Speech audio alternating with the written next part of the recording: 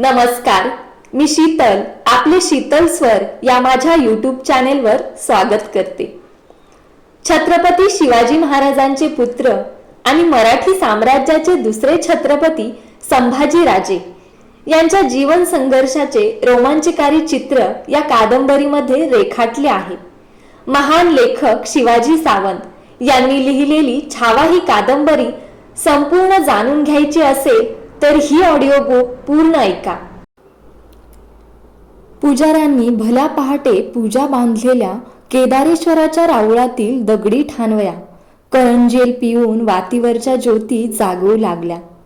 राऊळाचा गाभारा त्यांनी उजळून टाकला.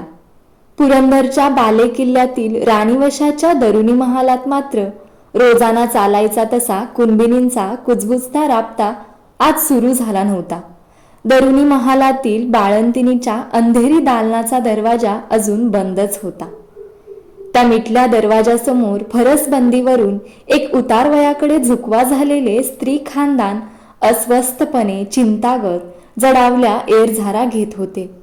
स्वतःच्या उतावळ्या मनाने दालनाचा दरवाजा उघडला आहे अशी कल्पना करून त्या स्त्री खानदानाने कैक वेळा दरवाजाला आपली चंद्रावळी शांत नजर दिली आणि हताश होऊन पायगतीच्या फरसबंदीला ती नजर पुन्हा जोडून कोणाला ऐकू जाणार नाही अशा बेताने स्वतःशीच आई जगदंबे आई जगदंबे असे पुटपुटणे चालू ठेवले. त्या होत्या जिजाऊ साहेब, शहाजीराजे भोसले यांच्या राणी सरकार, श्रीमान शिवाजीराजे भोसले यांच्या मातुश्री आऊसाहेब, भोसले कुळीचा पवित्र मंगल कुंकुम करंड. जगदंबेला स्त्री जातीच्या रूपात पडलेले सर्वात गोमटे स्वप्न. उत्तर रात्रीपासून जिजाऊ त्या मिटल्या दरवाजासमोर अशाच ये-जा करीत होत्या. त्यांच्या शेजारीच 10-12 हातांचा पल्ला राखून पुरंदरचे किल्लेदार नेताजीराव पालकर एका दगडी जोत्यावर बसले होते. उकिडव्या बसलेल्या नेताजीरावांनी आपल्या गुडघ्यांना हाताचा वेढा भरला होता. रात्रभर ताटकळत खडा असलेल्या नेताजीरावांना शेवटी आऊसाहेबांनीच एक जागी निवांत बसायला सांगितले आणि स्वतःला गड वाऱ्याच्या थंड झमकीबरोबर केव्हा डुलका लागला तेच मग नेताजीरावांना कळलं नाही.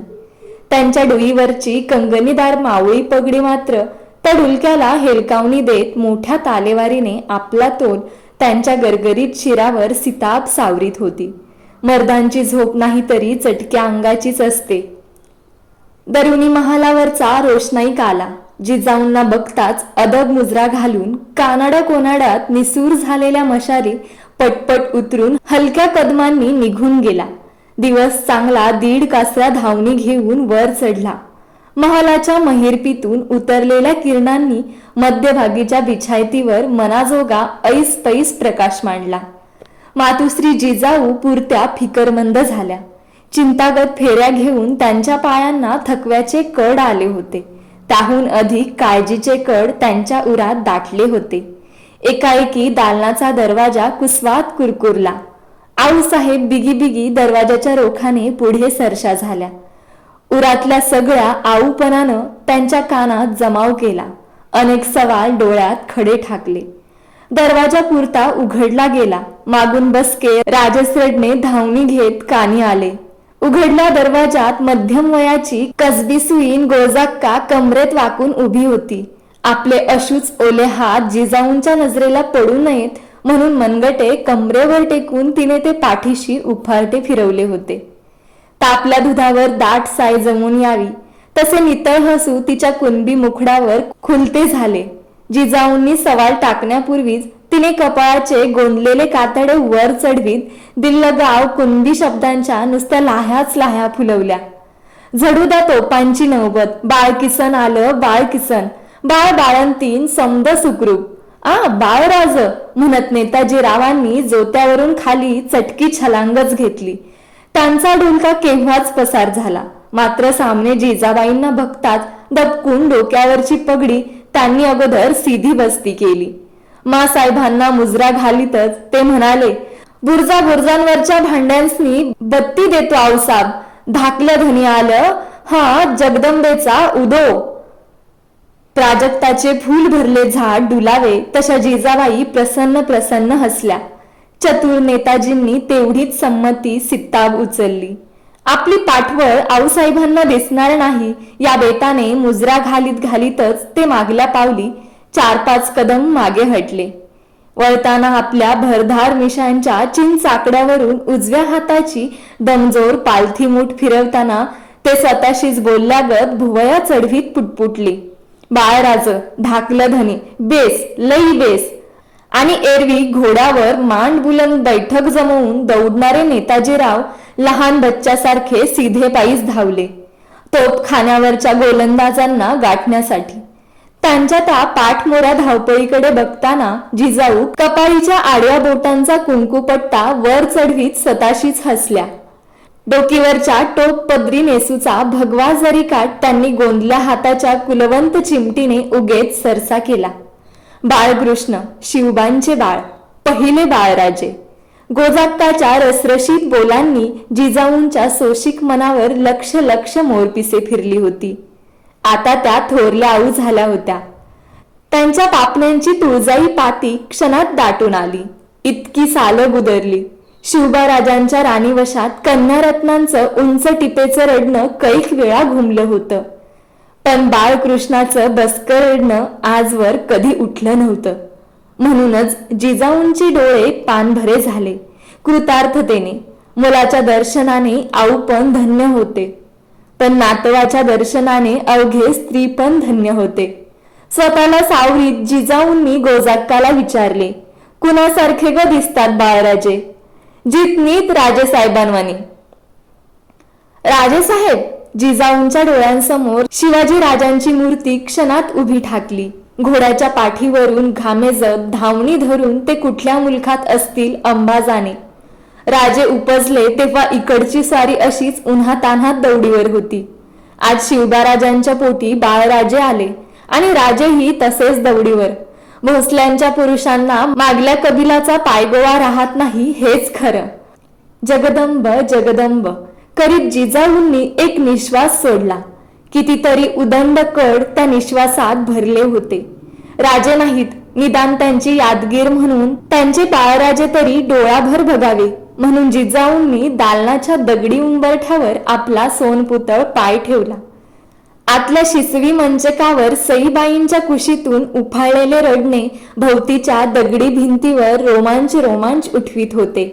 उंबरठ्यातच उभे राहून ते कानभर ऐकताच जिजाऊ भानावर आल्या. आपल्या उतावळ्या मनाचे त्यांनाच हसू आले. 5वी झाल्याखेरीज बाळंतिणीच्या सोयर पडलेल्या दालनात नसते जायचे. त्या विचाराबरोबर क्षणभर त्या जखडबंद झाल्या. उंबरठ्यावर टाकला पाय त्यांनी तसाच मागे घेतला. नेसूच्या निरीजवळ खोचलेली मोहराजड थैली त्यांनी खेचून हातात घेतली. सत्का उतरा बाळराजांचा गोजाबाई म्हणत त्यांनी वाकून ती थैली उंबरठ्याच्या आत ठेवली. शांत चालीने आणि भरल्या मनाने त्या आपल्या खाजगीच्या महालाकडे चालल्या. त्यावेळी किल्ले पुरंदरच्या चारी बाजूंचे बुलंद बुरुज आपले तोफांचे कंठ फोडून माथ्यावरच्या मावळी निळ्या वैशाखी आभाळाला खबर देत होते. राजश्रिया विराजित सकळ गुणमंडित भोसले कुलावतंस श्रीमान शिवाजीराजे भोसले यांच्या थोरल्या राणी सरकार वज्रचुडे मंडित सईबाई साहेब प्रसूत झाल्या, पुत्ररत्न प्राप्त झाले. आणि ती खबर ऐकून किल्ले पुरंदरवरच्या सगळ्या रावळातले देव आपोआप सोयरात पडत होते. पुरंदरच्या सदर महालात बैठकीवर बसून जिजाबाई खलितांचे मायने सांगत होत्या. समोर बसलेले बाळकृष्णपंत हनुमंते ते मायने आणि मजकूर कागदावर उतरून घेत होते. बाहेर 18 कारखान्यांतील असामींना पांढऱ्या गलमिशांचे गोमाजी नाईक पान संबळ खांद्यावरच्या परातीतील साखर मुठींनी वाटत होते. कुणीतरी लगटेने गोमाजी बाबांच्या तोंडात साखरमुठ भरली. तिचे निसटते कण गोमाजी बाबांच्या पांढऱ्या धोट मिशीत अडकले होते. गोमाजींना डिवचण्यासाठी एक तरणा मावळा म्हणाला, नाईक, लई लहानी मूठ आहे तुमची. त्याच्याकडे डोळे वटारून बघत गोमाजी बाबा गरजले, मोहरे ये, परातच वत्तो तुझ्या थोबाडात. आणि गोमाजी स्वतःवरच खुश होऊन मान मागे टाकून किल्ले थरकवीत दिलखुलास हसले. सदर महालात खलित्यांच्या लाल फासबंदांच्या थैल्या तयार झाल्या. थैल्या ठेवलेल्या तबकाला जिजाबाईंनी उजव्या हाताचा दस्तुरी स्पर्श केला. सदरेच्या भिंतीशी उभ्या असलेल्या खबरगीरांच्या पथकातील एक एक खबरगीर सामोरा आला. आऊसाहेबांना मुजरा करून आणि बाळकृष्ण पंतांच्या हातून आपापली थैली घेऊन बाहेर पडू लागला.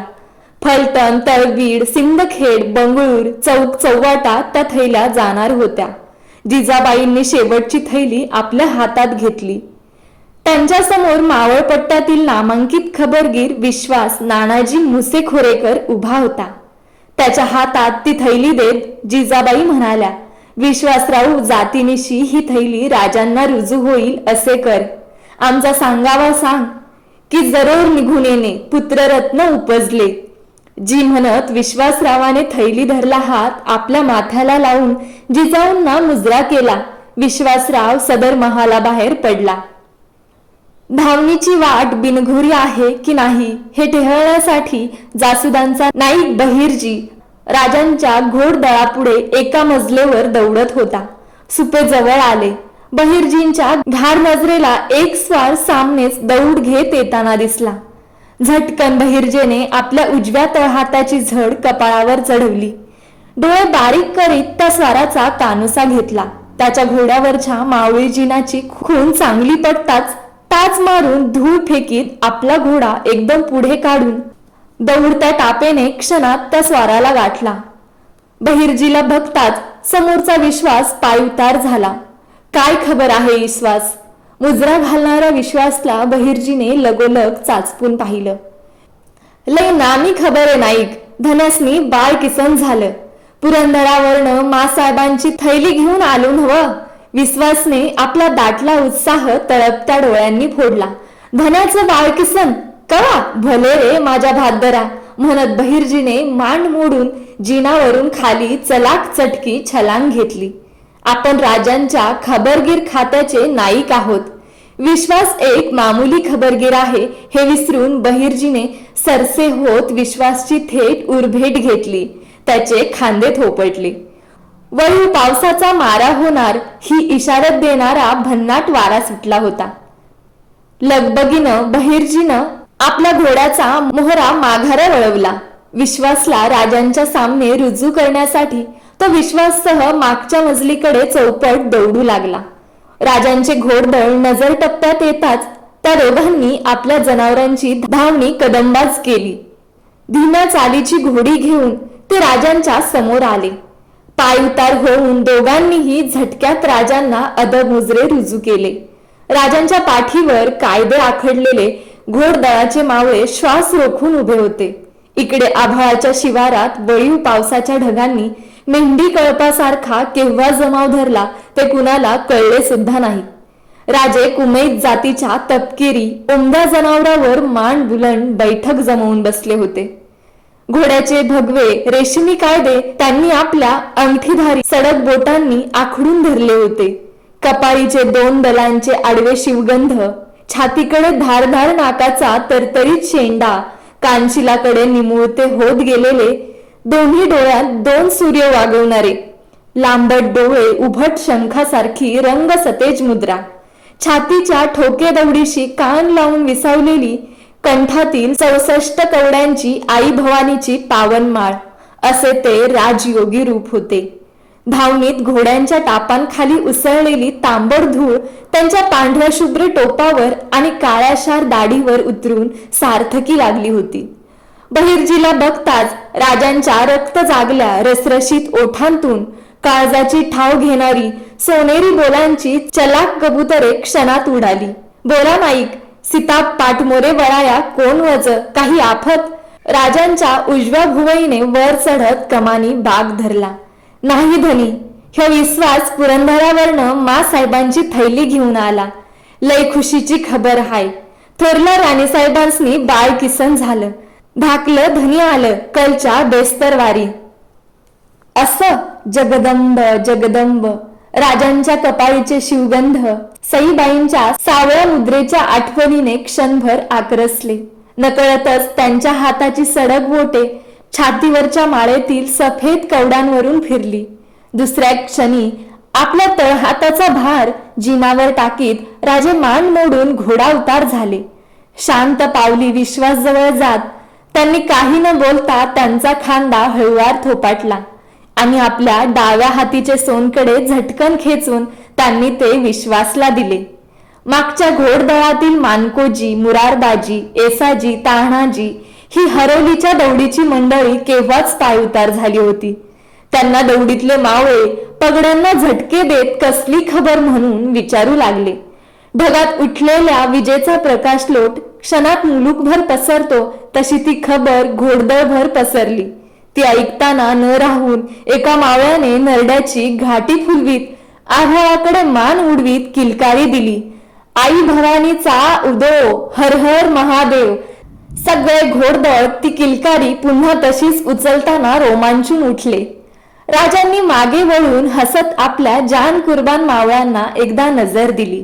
विश्वासने दिलेली थैली डोळे मिटून आपल्या कपाळीच्या शिवगंधावर टेकून शेजारी असलेल्या निवळपंत बहुलकरांच्या हाती दिली. निवळपंतांच्या तोंडून पत्रातील जिजाबाईंचे बोल खडे होऊ लागले.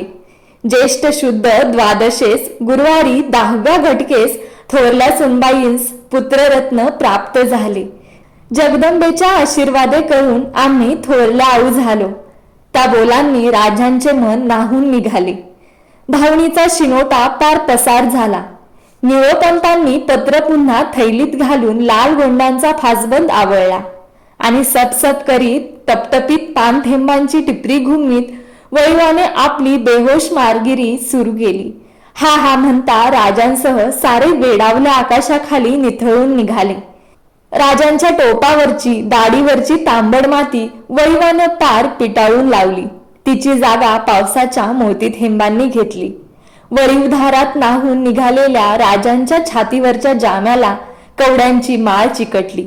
अभिषेक पात्रातून वर्षणाऱ्या जलधारांखालचे नितळ शिवलिंग दिसावे तसे ते रूप दिसत होते सह्याद्रीच्या शिवाचे. पुरंदरच्या परतीवरचा राजांचा शेवटचा मुक्काम पुण्याच्या लाल महालात पडला. या लाल महालाशी त्यांच्या कैक आठवणी जकडबंद झाल्या होत्या.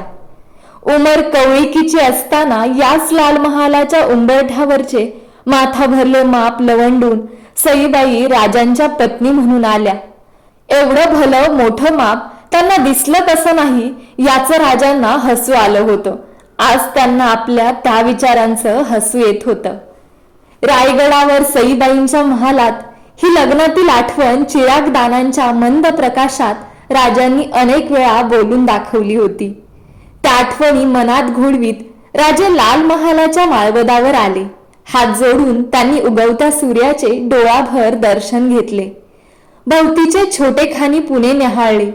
केदार वेस, कुंभार वेस यांची तटबंदी धरलेले छोटेखानी पुणे दुर्डीतल्या दह्याच्या लोटक्यासारखे दिसत होते. ते बघता बघता राजांना 15 सालांपूर्वीचा काळ आठवला. 15 वर्षांपूर्वी हे सगळं गावठाण तसनस झालं होतं. त्याचं सुरूरपण सुकून गेलं होतं. या बेचिराग मातीला आऊसाहेबांनी बोलतं केलं. मासाहेबांचा हात पाठीवर घेऊन या बरड जहागिरीत सोन्याचा फाळ लावलेल्या नांगरांच्या खुंटाळीला आम्ही हात घातला. इथंच आमच्या मनसुब्याला श्री गणेशाचा शुभशकून सांगायला आम्हास गजाननाच्या मूर्तीनं दर्शन दिलं. त्या मूर्तीची आठवण येताच राजे विचारात हरवले. श्रींच्या गोमटा राज्याची आनभाग आम्ही रायरेश्वरावर घेतली. हर मनसुब्यात येस देण्यास प्रत्यक्ष श्रीच समर्थ झाले. आजवर आऊसाहेबांच्या 2 चंद्रशांत डोळ्यांनी आमच्या मस्तकावर ममतेची बरसात केली. आता बाळराजांच्या रूपानं 2 हात आमच्या पाठीशी आले. सारी श्रींची कृपा. प्रसन्न शांत मनाने राजे महालात आले. चौरंगावर तबकात ठेवलेल्या केसरी टोपावर त्यांची नजर गेली. जवळ जाऊन त्या टोपाला आपल्या उजव्या हाताची बोटे भिडून ती छातीला लावून राजांनी त्या टोपाला वंदन केले. दोन्ही हातांनी अलगद उचलून त्यांनी तो आपल्या मस्तकावर घेतला आणि राजे महालाच्या सदरेवर आले. मानकोजींनी मुजरा घालून पुरंदरच्या धावणीसाठी घोडी तयार असल्याची वर्दी दिली. तांबड्या कोमेत घोड्याला तबेल्यात ठाण बंद करून मानकोजींनी राजांची लाडकी काळ्याभोर रंगाची कृष्णा घोडी धावणीसाठी तयार ठेवली होती. तिच्या काळ्याभोर पाठीला हात लावून राजांनी तो मस्तकाला भिडवला. रिकीभात पाय धरून झेपावत पक्की मांड घेतली तेव्हा राजांच्या ओठातून शब्द निसटले. सळणबत विघ्नहर्त्याचं दर्शन घेऊन मगच पुढे कूच करू. जी मानकोजींनी पगडी डोलवली. मानकोजी, मुरारबाजी, तान्हाजी, संभाजी कावजी, सुभानजी यांच्यासह राजे पुण्याच्या कसब्यातील गणेश दर्शनासाठी धीम्या चालीने निघाले. गजाननाचे दर्शन घेऊन प्रसन्न झालेल्या खाशांनी घोड्यांना टाचा भरल्या. सारे पुरंदरच्या वाटेला लागले. नकळतच सगळ्या घोडे तुकडीच्या धावणीची गती नेहमीपेक्षा वाढली होती. राजे आपल्या बाळराजांचं आणि त्यांचे साथीदार आपल्या धाकल्या धन्याचं चित्र कल्पनेनेच स्वतःशी रेखाटीत होते. पुरंदर नजरेत आला. राजांना सामोरे जाण्यासाठी गड पायथ्याशी उतरलेले किल्लेदार नेताजी पुढे आले. त्यांचा मुजरा आपलासा करीत राजे तांबड्या अस्तराच्या पालखीत बसले. झुपकेदार राजगोंड्यांची वादी त्यांनी मुठीत पकडली. जय भवानी असे पुटपुटत भोयांनी पालखीला खांदे दिले. भोई गड चढू लागले. बालेकिल्ल्याच्या सर दरवाजातून पालखी जाताना दरवाजावरची नौबत दुमदुमली. ती थेट राणीवशाच्या महालात पोचली होती. भोयांनी पालखी ठाण केली. राजे बालेकिल्ल्याच्या पायऱ्या चढून आले. एक वार मागे वळून त्यांनी भक्कम माचीचे हात पसरलेल्या पुरंदरावर टेहळती नजर फिरवली आणि झपाझप कदम उचलीत झडणारे मुजरे आपलेसे करीत ते थेट दरुनी महालाकडे चालले. दरुनी महालाच्या दालनाच्या दरवाजात उभ्या असलेल्या पहारेकऱ्याच्या हातात त्यांनी कमरेची जमदाट दिली. उंबरठ्याजवळ पायांतील बागदार मोजडा उतरल्या आणि समयात येणाऱ्या शांत दालनात पाऊल टाकले. समोरच सईबाईंच्या मंचका शेजारी उभ्या असलेल्या हसमुख आऊसाहेबांना पाहताच ते झटकन कमरेत वाकले. त्यांच्या गळ्यातील कवड्यांची माळ ओळंबली. उजवा हात 3 वेळा फरसबंदीकडे नेत त्यांनी तो छातीला भिडवून मुजरा रुजू केला. जिजाऊ हसतच 5 पावलं पुढे आल्या. त्यांचे चरण शिवून राजांनी आपला उजवा हात स्वतःच्या मस्तकी लावला. जिजाबाईंनी त्यांच्या हातात एक मोहराजड थैली दिली. आम्हाला वाटलं बाळांच्या बारशाचं तरी भान तुम्हाला मुलुकगिरीत राहतं की नाही कोण जाणे, म्हणत जिजाबाईंनी हसत राजांच्या टोपावर आपला हात ठेवीत त्यांना वर उठवले. शांतपणे त्या सईबाईंच्या मंचकाजवळ गेल्या. सुनबाई म्हणून त्यांनी एक हळुवार साद घातली. सईबाईंनी जडावलेले डोळे उघडले. जिजाबाईंना पाहताच त्यांना नमस्कार करण्यासाठी त्या मंचकावर उठून बसण्याची कोशिश करू लागल्या. राहू दे म्हणत जिजाबाईंनी त्यांना बळेच शांत केले आणि त्यांच्या कुशीतील दुपट्यात लपटलेल्या चळवळ्या बाळराजांना अलगद उचलताना जिजाबाई म्हणाल्या, तुमची स्वारी गडावर आली, जागत्या रहा. मोहरांच्या थैलीचा सत्का बाळराजांवरून उतरून राजांनी ती थैली एका तबकात ठेवली. हातातील बाळराजे हसत जिजाबाईंनी राजांच्या हातात दिले. किंचित वाकून हलक्या हातांनी ते गोड ओझे आपल्याकडे घेताना नकळतच राजांची घारी नजर मंचकाकडे गेली. डोळ्यांना डोळे क्षणमात्र भिडले. क्षेमकुशल नजरेतच विचारले गेले. हातातील धडपडणाऱ्या बाळजीवाकडे बघताना राजांच्या डोळ्यातले भाव क्षणात बदलले. गनिमांवर एल्गारी चाल करताना आग वर्षवणारे त्यांचे निमुळते डोळे हातातील कोवळ्या जीवावर वात्सल्याची मुख बरसात करू लागले. बाळ राजांच्या बिटबिट्या सतेज डोळ्यात पाहताना राजांचे भान हरपले होते. मंचकावरून सईबाई आणि शेजारी उभ्या असलेल्या जिजाबाई राजांच्या त्या रूपाकडे कौतुक भरल्या नजरेने पाहत होत्या. 3 पिढ्यांचा तो अतिशय बोलका मुखसंवाद फक्त शांतपणे जळण्याची ताकद असलेल्या भवतीच्या समयांनाच कळत होता. नकळत जिजाबाईंची नजर दरवाजाकडे गेली. तिथे उंबरठ्याबाहेर उत्सुकलेल्या डोळ्यांची राजांची खास मंडळी दाटीवाटीने उभी होती. जिजाबाईंची नजर वळताच त्यांनी तिथूनच अदब मुजरे केले. त्या मंडळीत मानकोजी, सुभानजी, संभाजी कावजी, एसाजी, तान्हाजी, नूरखान बेग सारे मीठ जागते इमान होते. त्या सर्वांना आपले धाकले धनी एकदा नजर पडावेत असे वाटत होते. त्या मोहऱ्यानेच ते सारे उंबरठ्याबाहेर दाटले होते. त्यांच्यावरची नजर उचलून राजांच्याकडे पाहत जिजाबाई हसत म्हणाल्या, पहिला बाळ म्हणजे खाशी कौतुकाची बाब नाही राजे? मतलब मासाहेब, आमच्या ध्यानी नाही आलं. राजांची पुत्रमुखदर्शनाची समाधी भंगली. नाही म्हणजे हमेशा तुमच्या खांद्याला खांदा भिडवून तुमच्या बरोबर दौडणारी खाशी मंडळी दरवाजातच खोळंबलीत. त्यांनाही बाळराजांना पाहावंसं वाटते. जिजाऊंच्या त्या बोलांनी राजे प्रसन्न हसले. आपल्या हातातील बाळराजांना जिजाबाईंच्या हाती देत त्यांनी मागे वळून साऱ्यांना दालनात येण्यासाठी हाताची इशारत केली. तशी सारी मंडळी दालनात आली. फक्त नूरखान बेग बाहेर राहिला. मुघलाने राजांच्या राणीवशात कसे कदम टाकायचे त्यांची अडचण राजांनी हेरली. खान, तुम्ही का थांबलात? बेशक आत या.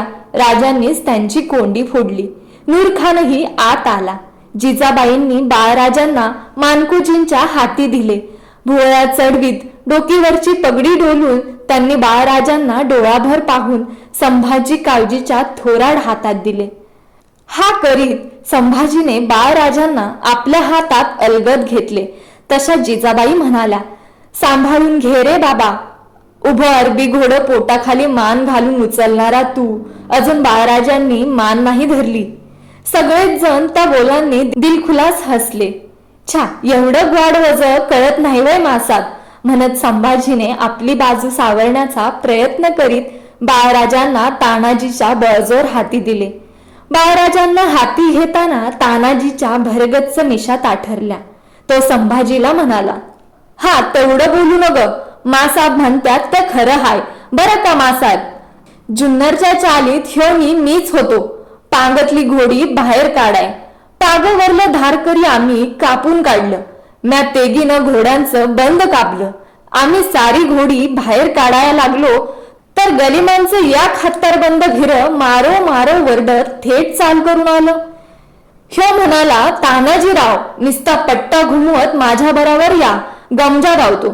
आणि चाल करून आलेल्या धारकरांवर ह्यो पठ्ठा पागलगतच या घोड त्याच्या पोटाखाली मान घालून उचलून हर हर महादेव वरडत थैथय नाचत धावलं की ह्याचं भूतावानी ध्यान बघून ते बिचार तोबा तोबा करीत पळालं.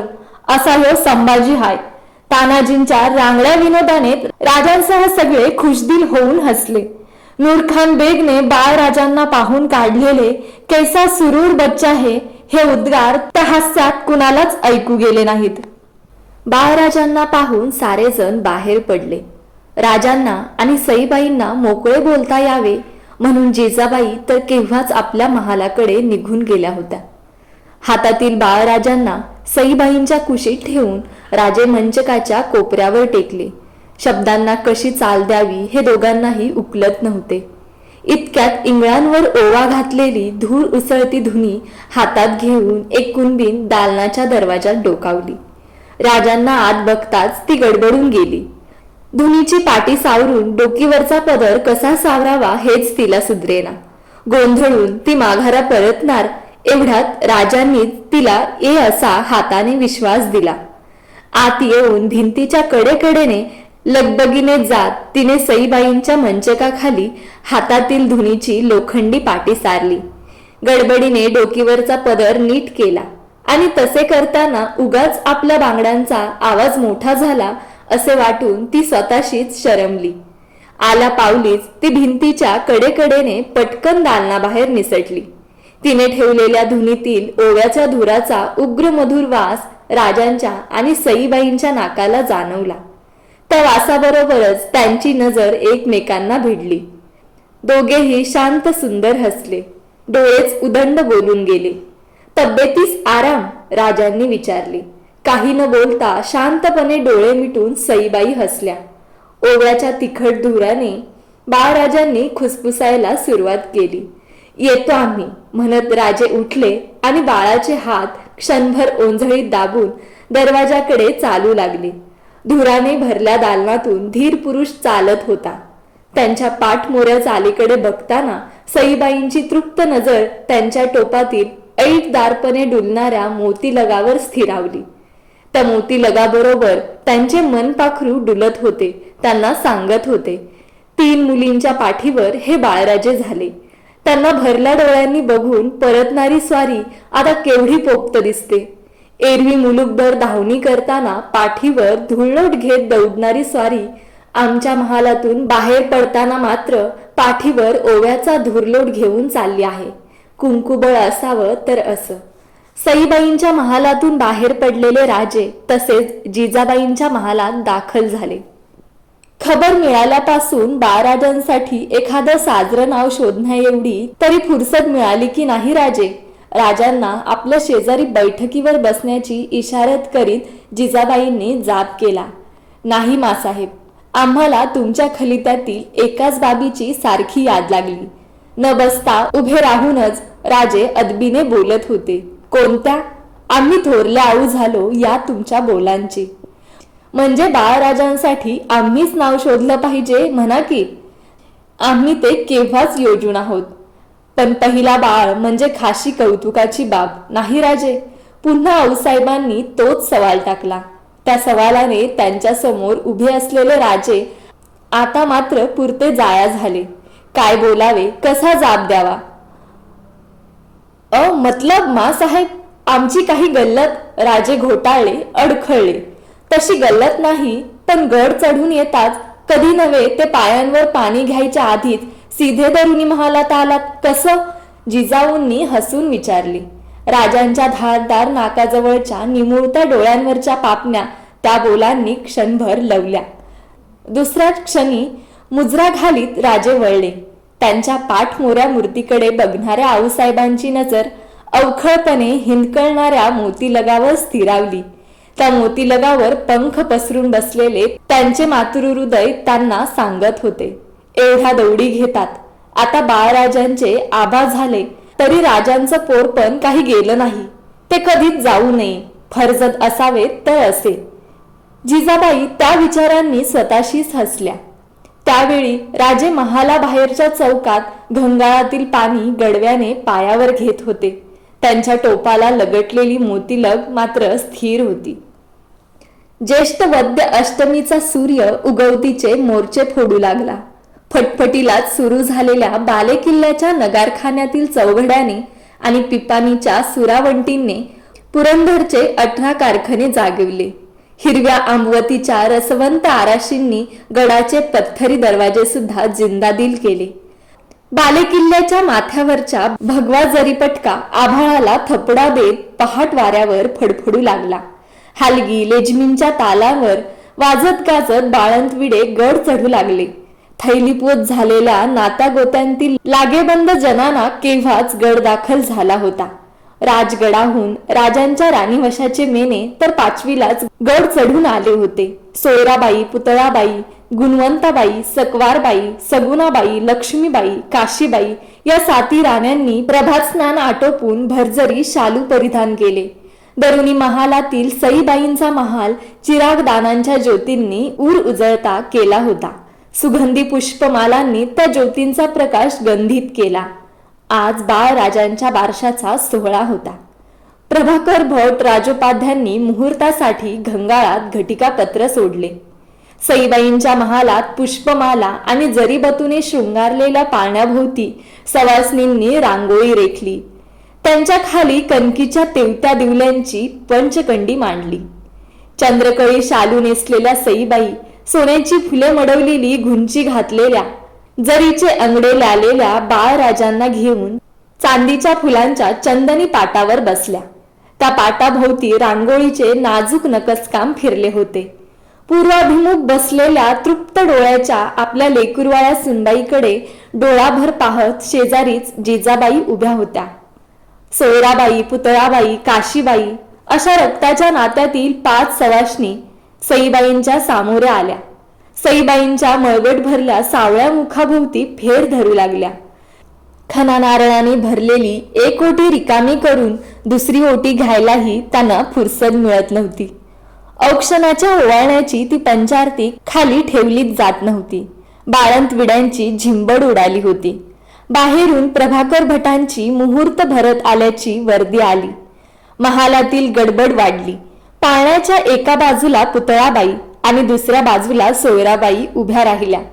पाळण्या शेजारी तबकात ठेवलेला गुंची अंगड घातलेला दगडी वरवंटांचा गोपा पुतळाबाईंनी लाजून हसत हसत उचलला. गोपाळ घ्या म्हणत तो मधल्या पाळण्यावरून 3 वेळा सोयराबाईंच्या हाती दिला. पुन्हा तबकात ठेवला. नाव काय ठेवायचं कुणीतरी जाणती बोलली. बाळराजांचं नाव संभाजीराजे ठेवा.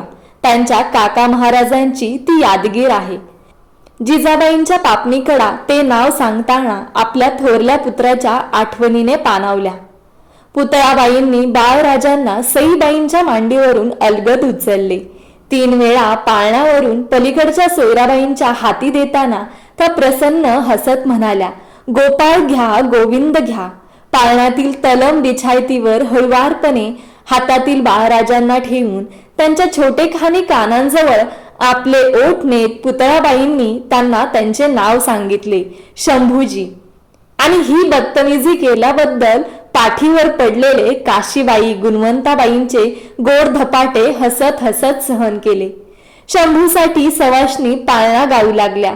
अभिषेक पात्र घंगाळात बुडाले. सईबाईंनी पुढे होत पाळणा पाठ लावून एकदा पाठ झोका दिला आणि नेताजीरावांनी बत्ती दिलेल्या पुरंदरच्या 4 बुरुजांवरच्या तोफांच्या भांड्यांनी माथ्यावरच्या मृगार्थ आभाळाला खबर दिली.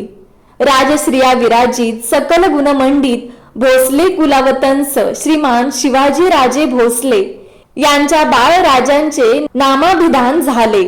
संभाजी राजे, शंभूजी राजे ऐसे शुभनाम ठेवले. आणि त्या खबरीने गडावरच्या राऊळातील सगळे देव सोयरातून सुटले. खाजगीच्या महालात मध्यभागी मांडलेल्या एका बैठकीवर गिरदीला सुखावून जिजाबाई उत्सुक होऊन बसल्या होत्या. त्यांच्या उजव्या तर्फेला एका 4थ्या बैठकीवरच्या लोडाला शिवाजीराजे रेलले होते.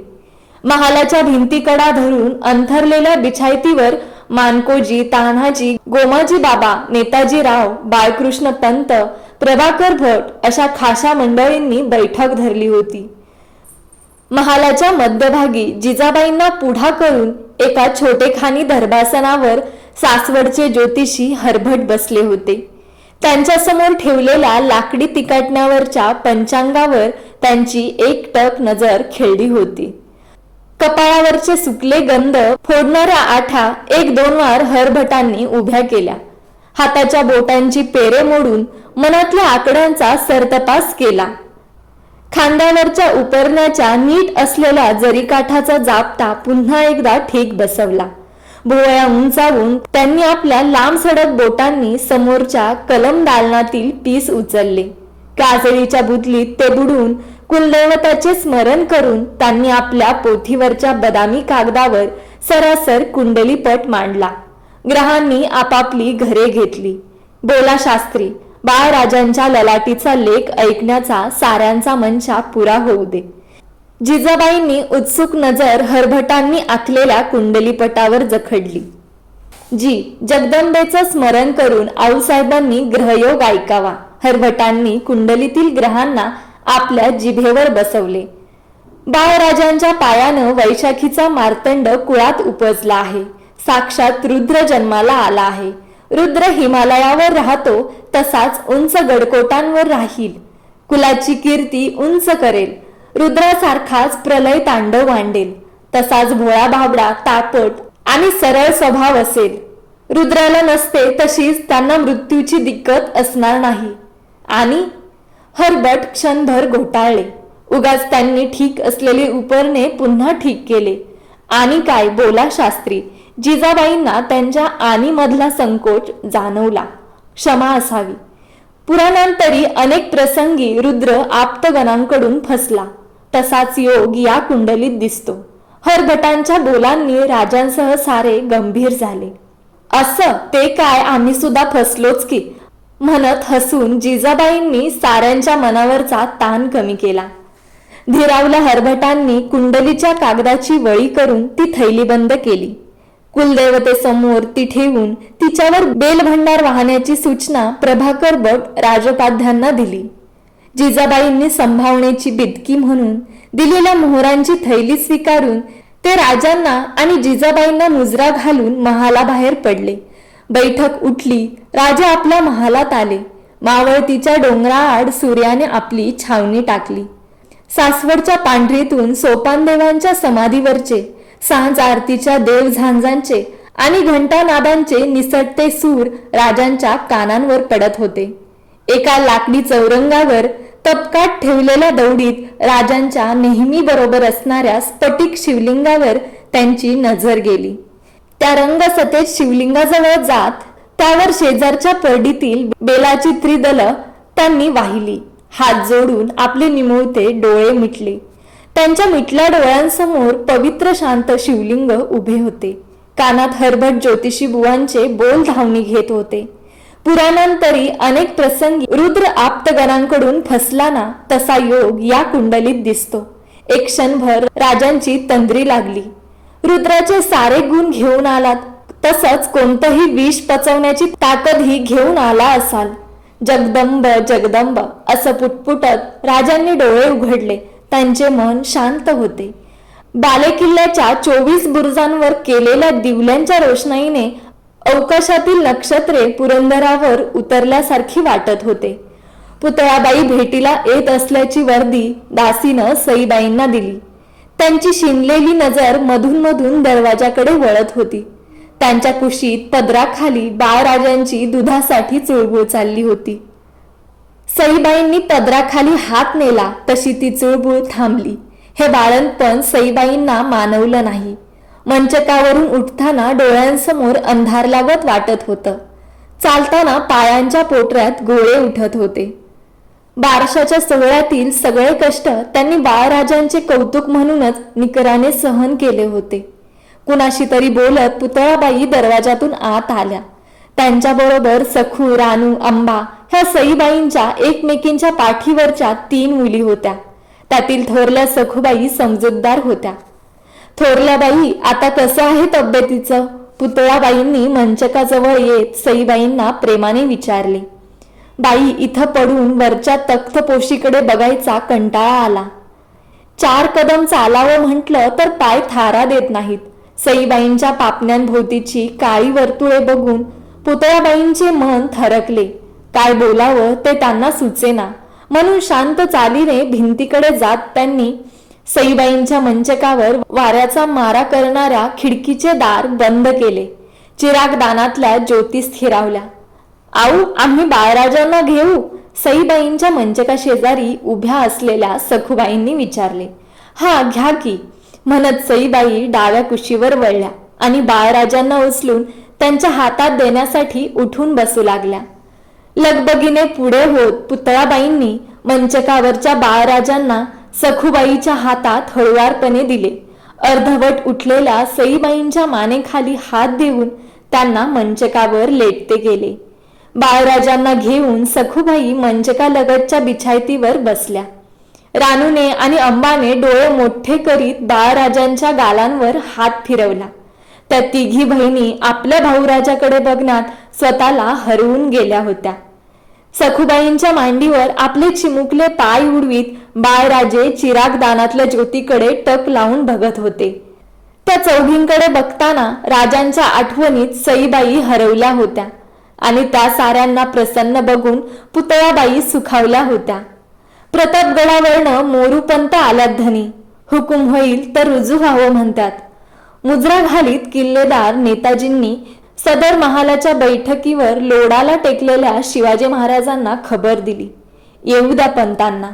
राजांनी नेताजींना संमती दिली. मोरोपंत सदर महालात आले.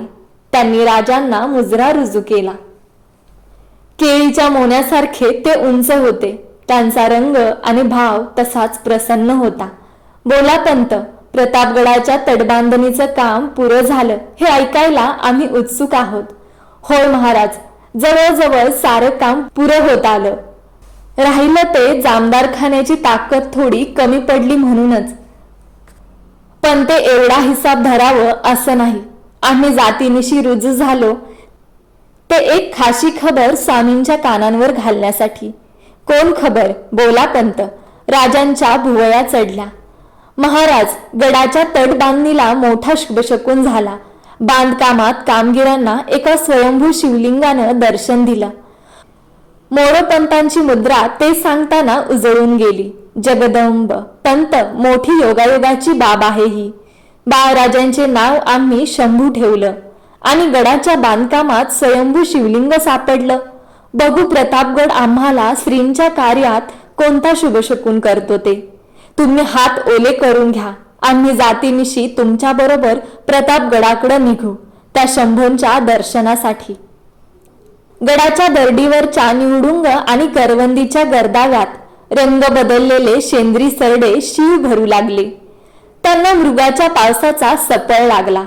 मावळाच्या भात खाचरातील तरवे रानशेणींनी, चगाळ्यांनी आणि घाणेरीच्या काटक्यांनी जाळून कुंड्यांनी बिगाण्यासाठी भाजक्या भुईची कूस तयार केली. राजे पुरंदरेश्वराचे दर्शन घेऊन आले. आम्ही येत आहोत अशी वर्दी त्यांनी सईबाईंना पाठवली.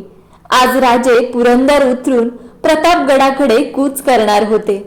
त्या खबरीने सईबाईंच्या मनात काहूर माजले होते. उगाच त्यांचा हात एकसारखा बाळराजांवरून फिरत होता. आज आम्ही गड उतरणार. विचारात गुंतवा झालेल्या सईबाई राजांच्या बोलांनी भानावर आल्या. त्या अवस्थेतही त्यांच्या मनात समोर राजे उभे असलेले पाहून विचार आला. हे असंच रान वाऱ्यासारखं सपळ न देता येणं नि निघून जाणं. कुंदिनीने मंचकाखाली ठेवलेल्या धुनीतल्या तिखट धुराने त्यांना ठसका लागला. तब्येतीस जपा. या गडावर वारा बळजोर. आता पडत्या पावसात तो बेगुमान होईल. गैरअंदाज खुल्यावर येऊ नका.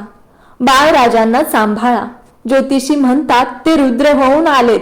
रुद्र सांभाळणे कठीण. राजांनी वाकून सईबाईंच्या कुशीतील शंभू बाळांना उचलले. काजळ भरल्यात ती रेखाटल्या त्यांच्या बालमुखावर राजांची नजर स्थिरावली. ते स्वतःशीच मंद हसले. त्यांचे रक्त जागते रसरशीत निमुळते ओठ बाळराजांच्या कपाळावर टेकले. शिवगंधाला घेऊन त्यांच्या कपाळाचे कातडे टोपाकडे किंचित वर सरकले. डोळे क्षणभर मिटले गेले.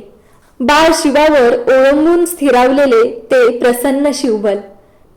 सईबाई धुराने लागणारे ठसके घशातच रोधून एकटक पाहत होत्या. त्यांचा सावळा चेहरा उजळला होता. राजांनी डोळे उघडले. हातातील बाळराजांना सईबाईंच्या जवळ ठेवले. त्यांना बिलगते घेण्यासाठी पसरलेल्या सईबाईंच्या हातातील नाद भरल्या कंकणांचा स्पर्श राजांच्या सडक बोटांना झाला. दोघांच्याही मनात उदंड सूर किनकिनले. येऊ आम्ही म्हणत राजे सीधे दालनाबाहेर पडू लागले. सईबाईंना काहीच दिसत नव्हते. दालनात दाटलेल्या धुरामुळे की त्या तिखट धुराने डोळ्यात उभ्या राहिलेल्या पानामुळे ते त्यांनाच कळत नव्हते. जिजाबाईंनी हातावर ठेवलेली दह्याची कवडी ओठाआड करून राजे मोरोपंत, मानकोजी, तान्हाजी, नूरखान यांच्यासह पुरंदर उतरले. प्रतापगडाकडे राजे गेले. पाठोपाठ राजांचा राणीवसा राजगडाकडे पावता झाला. ओली बाळंतीण म्हणून सईबाईंना हा पावसाळा पुरंदरावरच काढावा लागणार होता.